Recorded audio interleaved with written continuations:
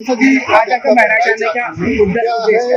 पूरे उत्तर प्रदेश में हम क्रांति कार्यकर्ता सम्मेलन कर रहे हैं, प्रशिक्षण शिविर कर रहे हैं संकल्प शिविर के नाम से। ये भैया किसका है? और ये हमारा 7वां कार्यक्रम है और क्रांति का आज कार्यकर्ता सम्मेलन है। कल प्रशिक्षण शिविर होगा श्रावस्ती में और हम 26 की तैयारी जो पंचायत चुनाव की है उसको मजबूती के साथ कर रहे हैं। गांव-गांव में पार्टी के संगठन का विस्तार कर रहे हैं और घर घर संपर्क अभियान जुलाई महीने से हमारा शुरू हो जाएगा।